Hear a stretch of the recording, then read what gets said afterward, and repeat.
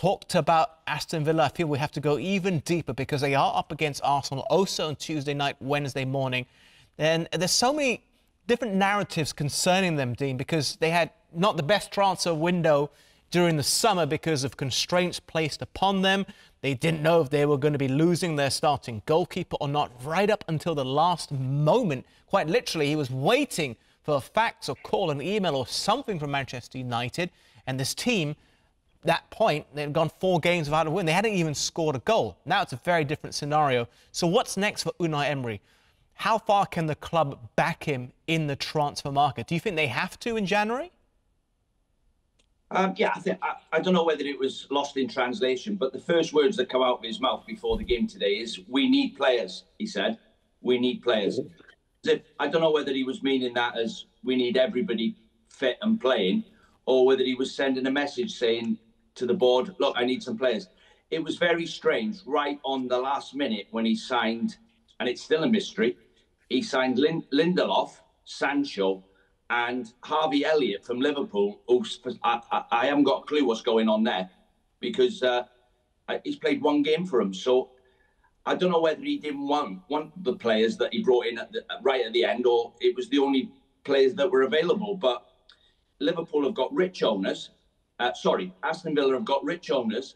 And if they want to go to the next level, you just got to look at Arsenal's squad.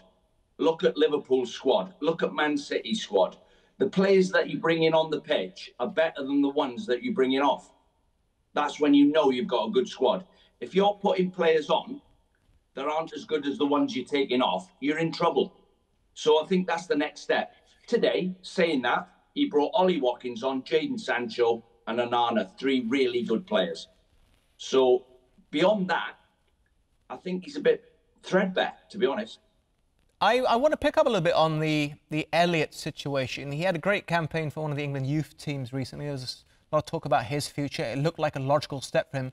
And what I've been led to believe is there is an obligation to buy from Aston Villa should he make 10 appearances. Unai Emery has now publicly spoken that they're trying to find the best solution for him and also for the club. But the problem is, Carlton, he's played for Liverpool and Aston Villa this season.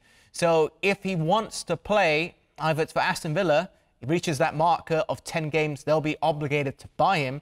If he goes back to Liverpool, yes, he could play for them, but only if Arne Slot wants him to, and he didn't see him fit enough to stay within the squad in the first place. The only other option would be to leave and join a team who's playing in a league that doesn't follow the European calendar, like the MLS. So what would you do if you were Harvey Elliott right now? You have to listen, as a footballer, you can't just be running around trying to find a team that wants to play you. You've got to build your way into the team. Look, we saw the way Aston Villa started today. Why wouldn't he think he can't get into that starting lineup? I think he could be a top player, but your mindset has to be, I've got to work to find my place. I know I've come from a big club. I know we've just won the league with Liverpool. I've just come from there. I've got my medal. But depending on how you attack what's in front of you when you go to your new club, Unai Emery's got to be able to trust him to say, come into this squad and improve it. I don't see how he can go somewhere else and improve anywhere else. He needs to do what he needs to do at the club that's just got him in on loan. So he has to make this work. You can't just be jumping from ship to ship because it doesn't work. You got to be able to stick it out, make sure that you get in a position, have a conversation with the gaffer so he understands where you stand and that you want to work and you want to be a part of this team going forward because they are doing really well. So why wouldn't you want to be a part of that? Why, if you can come off the bench and influence the game and then work your way to being a starter, you would want to do that. Am I wrong, Dino, in saying that? I might be wrong.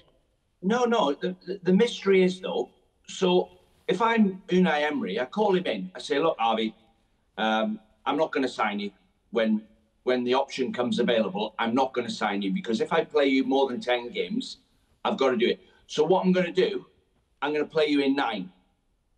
I'm telling you now, that's what I'm going to do. If I go over the 10, I'm going to have to buy you. But do you want to be part of this? Do you want to get in the team and play the 8 games? I can't play you more than that. I'd either have to do that or just say nothing, like they've done. They've said nothing, and it's like a mystery. Harvey Elliott proved that he can play in the Champions League, he can play in the Premier League. He's proved that he won't let you down. His infectious enthusiasm spreads around the pitch. He closes down. There's a question mark of whether he's got enough class to play for the top teams, but he's definitely good enough to play in that Aston Villa team today. All right, a lot to think about there.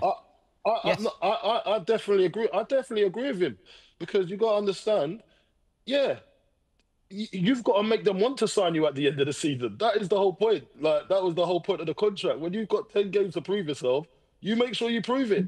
And if it takes 5 games, they've got to see a bit of quality and the willingness for you to learn and fit into that squad as soon as possible. So he's going to have to make it work. He has to find a way. And it's up to him how he attacks this. And the advisors he's got around him.